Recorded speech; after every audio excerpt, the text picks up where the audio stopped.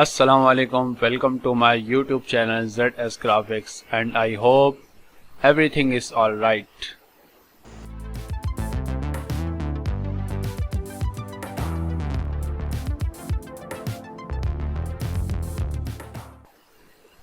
So guys आज एक नए ट्यूटोरियल के साथ मैं आपकी खिदमत में हाजिर हूँ।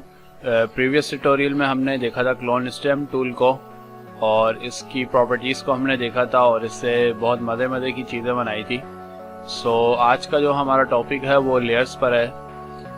Guys you know previous tutorial में हमने जो है वो लेयर्स को यूज़ किया था, लेकिन उसका सही इस्तेमाल समझाने के लिए आज का जो मेरा ट्यूटोरियल है वो लेयर्स पर ही है।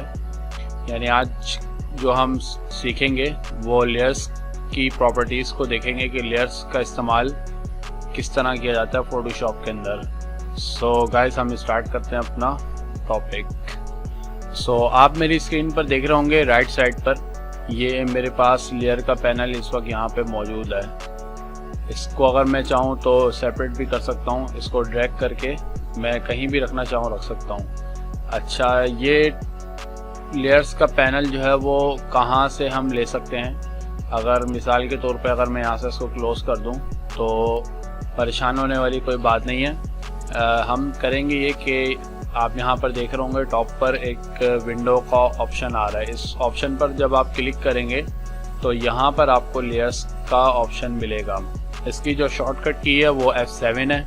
यानी अगर आप यहाँ से सेलेक्ट करें तो भी आप लेयर्स का पैनल ले सकते हैं, या अगर आप कीबोर्ड से F7 प्रेस करेंगे तो भी आपके सामने आ जाएगा।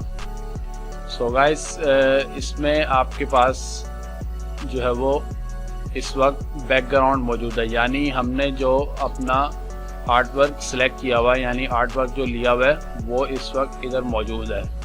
सो सबसे पहले हम इसको देखेंगे कि यहाँ पर जो ये प्लस का निशान आ रहा है ये किस चीज़ का निशान है। सो ये निशान है एक न्यू लेयर का। यानी अगर हमें जब भी न्यू लेयर लेनी हो तो हम सबसे पहले क्या करेंगे, यहाँ से क्लिक करेंगे।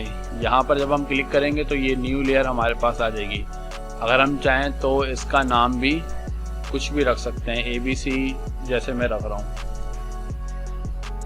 सो हम इसका नाम भी रख सकते हैं। अच्छा, अब इसका इस्तेमाल क्या होगा कि मिसाल के तौर पर मैंने एक लेयर ली और एक लेयर लेने के बाद मैंने यहाँ पर ब्रश टूल लिया। ब्रश टूल लेने के बाद मैं इसका साइज़ छोटा करूँगा और मिसाल के तौर पे मैंने एक लाइन ऐसे करके ड्रॉ कर दी। सो फॉर एग्ज़ाम्पल हमने यहाँ पर एक लाइन ड्रॉ कर दी।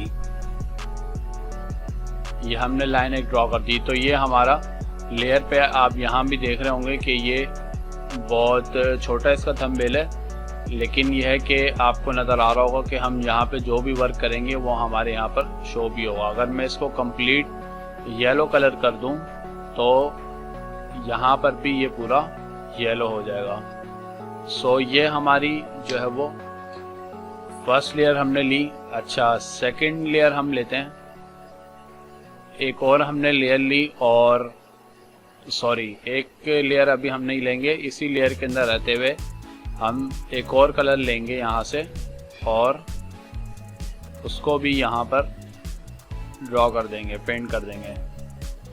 सो अब इसका जो नुकसान हमारे को हुआ वो ये हुआ कि अगर बिलफर्स मैं इसको येलो कलर को बैकवर्ड या फॉरवर्ड करना चाहता हूँ, यानी येलो कलर को ऊपर लाना चाहता हूँ, रेड कलर को पीछे करना चाहता हूँ, तो मैं ऐसा नहीं कर सकता। क्यों? क्योंकि मैंने अपना दूसरा कलर सेलेक्ट करने के बाद यानी रेड कलर करने से पहले मैंने न्यू लेयर नहीं ली, जिसकी वजह से मेरे को नुकसान ये हुआ कि ये दोनों चीज़ें आपस में मर्ज हो गई। सो इसका ये बहुत बड़ा डिसएडवांटेज है और एक बहुत बड़ी मिस्टेक है। इससे काफ़ी कुछ नुकसान हो सकता है, तो be careful before the work. So अब मैं आपको इसका एडवांटेज बताऊंगा कि इसका एडवांटेज क्या होता है इंडिविजुअल लेयर्स का। यानी अगर हम अलग अलग लेयर लेकर उस पर काम करेंगे तो हमारे को क्या फ़ायदा होगा। सो मैं इसको यहाँ से डिलीट कर दूंगा and again create a new layer दोबारा मैंने यहाँ से ब्रश टूल से एक लाइन ड्रॉ की और उसके बाद दोबारा मैंने यहाँ से एक न्यू लेयर ली।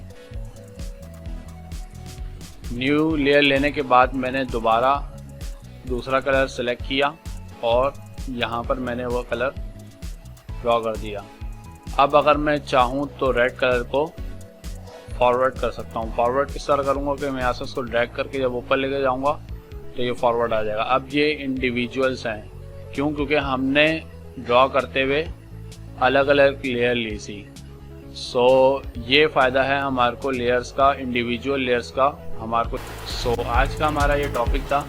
इसके जो है वो 2 से 3 वीडियो आएंगी लेयर्स की, क्योंकि इसमें मैं आपको ये सारी चीज़ें बताऊंगा कि इनका इस्तेमाल क्या क्या होता है। ये बॉटम पर जो ये आपको चीज़ें दिख रही हैं, आज हमने एक ऑप्शन ये देखा डिलीट का और एक ऑप्शन देखा क्रिएट अ न्यू लेयर का। सो नेक्स्ट वीडियो में हम इंशाल्लाह देखेंगे बाकी ऑप्शंस को कि इसका इस्तेमाल किस तरह करते हैं, और इसका सबसे मेन जो पर्पज़ है वो ये है कि इसका एडवांटेज और डिसएडवांटेज क्या है। सो आज तक का हमारा ये ट्यूटोरियल था। मिलते हैं इंशाल्लाह नेक्स्ट टॉपिक। तब तक के लिए अल्लाह हाफ़िज़।